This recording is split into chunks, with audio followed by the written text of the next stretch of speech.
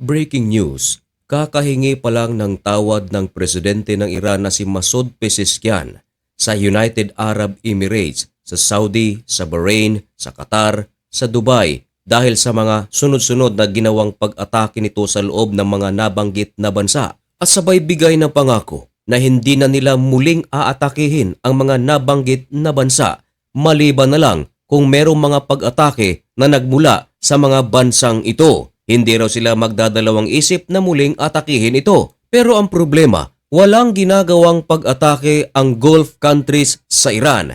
Pero ilang oras lamang ang nakalipas matapos na mai-upload ang video ito, merong mga isinagawang pag-atake ang Iran sa Gulf countries. Ano ang nangyari? Yan ang ating pag-uusapan sa video ito. Pero bago ang lahat, dating gawi, baka pwedeng makahingi ng kaunting pabor. I-subscribe mo na ang napakaliit na channel na ito at dahil nandito ka na rin lang naman, wala naman sigurong kawalan kung samahan mo na ng matamis mong like ang video ito at kung i-click mo ang notification bell. Napakalaki kasing tulong yan para sa aming mga content creators.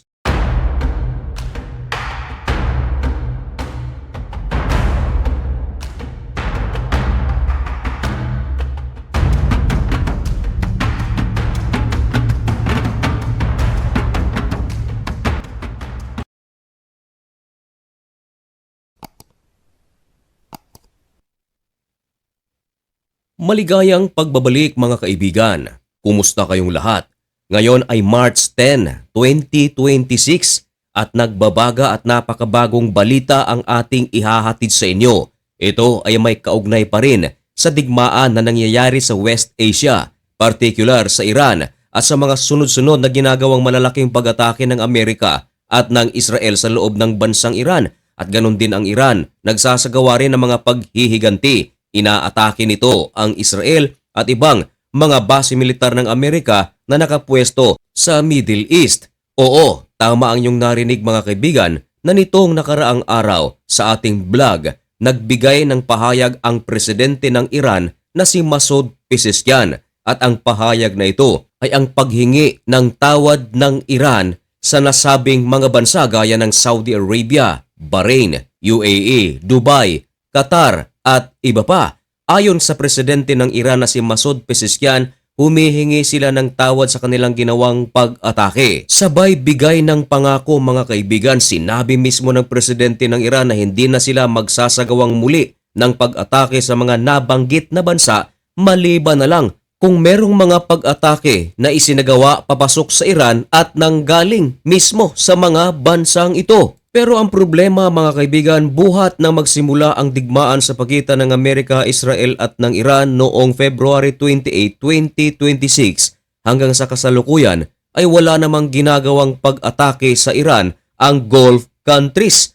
Maliban na lang sa mga nagliparan nilang mga interceptors dahil sa mga pag-atake naman na isinasagawa ng Iran sa mga bansang ito. Nagsasagawa lamang ng interceptions ang Gulf countries. Pinapabagsak nito ang mga fighter jets ng Iran, maging ang kanilang mga ballistic missiles at mga drones. Tinawag pa nga ng Bahrain ang mga ginawang pag-atake ng Iran sa Gulf states na hindi makatao.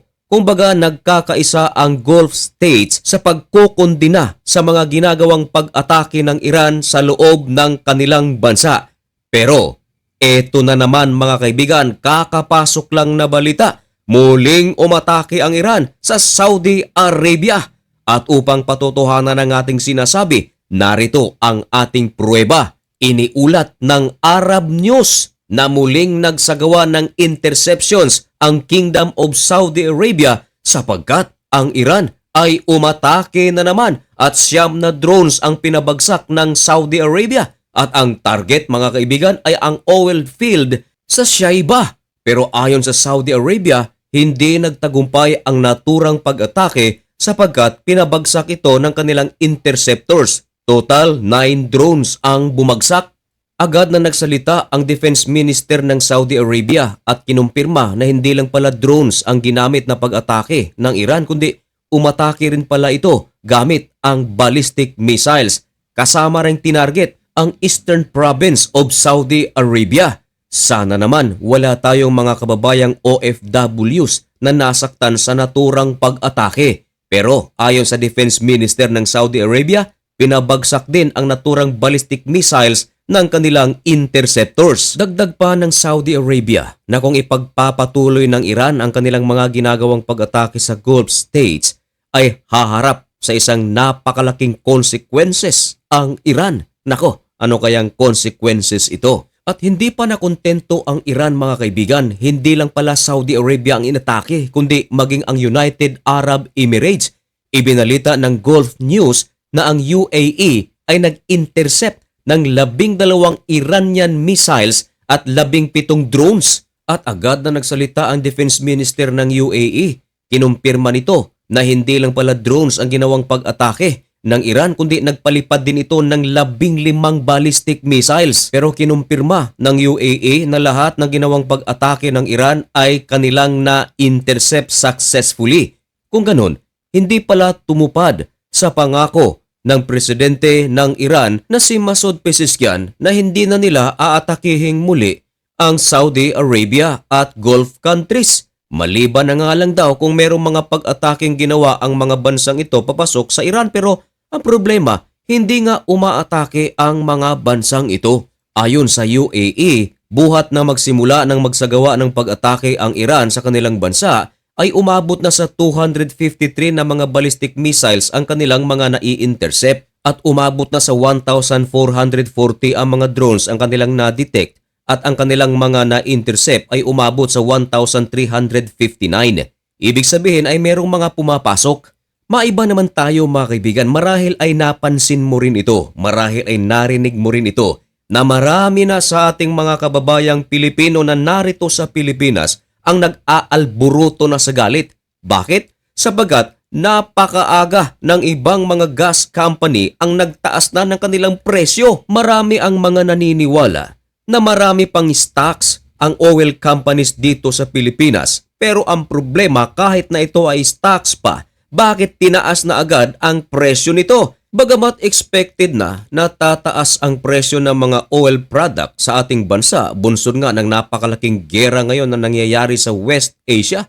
Pero napakaaga naman. Sana naman ay pagtuunan ito ng pansin ng ating gobyerno. Hulihin sana yung mga nananamantala. Tayong mga regular o mga maliliit na consumers ang talagang apektado nito. Mas lalong yayaman yung mga mayayaman na sa ganitong paraan. Sana makarating ang videong ito sa mga kinauukulan.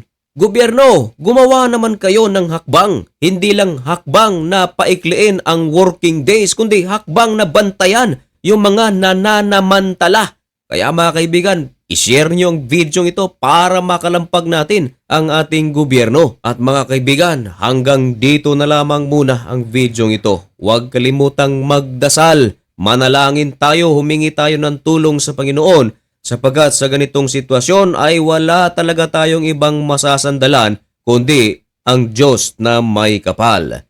Hanggang dito na lamang muna ang video ito. May God bless you and thank you so much for watching. Goodbye.